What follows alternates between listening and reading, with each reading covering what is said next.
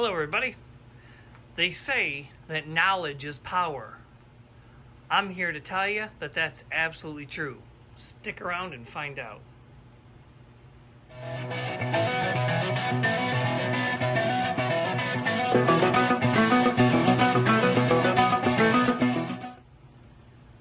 Welcome back to the channel, everybody. September being National Preparedness Month, I would create a video and show you why knowledge is power. What happens when the grid goes down? What happens when the cell phone battery dies?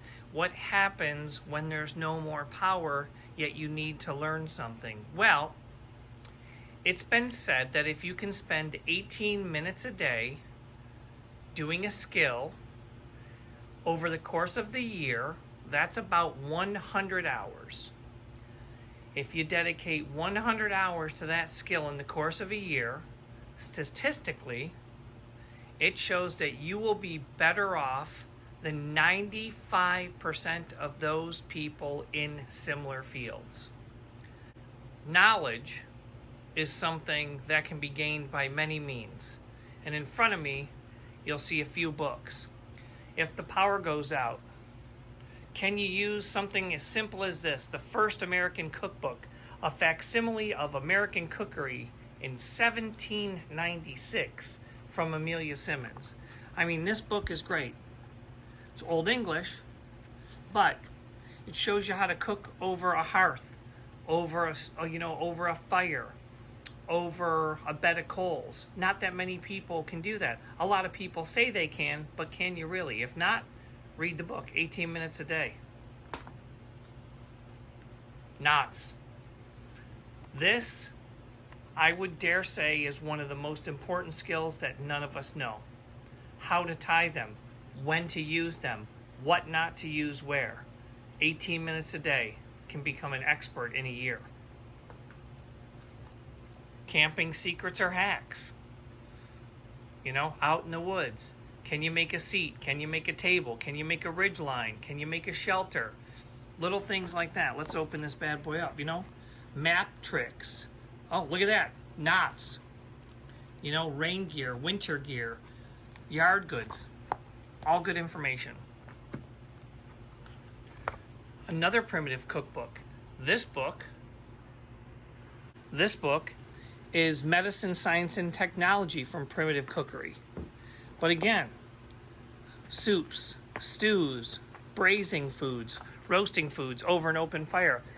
We have become the microwave generation. We have become the drive-through generation. We have become the I need it now generation. Well, those two cookbooks could maybe help you cook and survive and become prepared and stay prepared over the long haul if you didn't have access to your electric stove and your propane stove and your emergency isobutane stove go bad.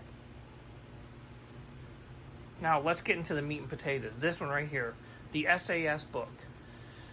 This is the ultimate guide to surviving anywhere. This is kind of like the go-to. I don't want to use the B word, the Bible word, but people have used that. I like this book. This is the 3rd edition. This covers everything from, climate, terrain, strategy, initiatives, food, plant identification, trapping, knots. Look at that.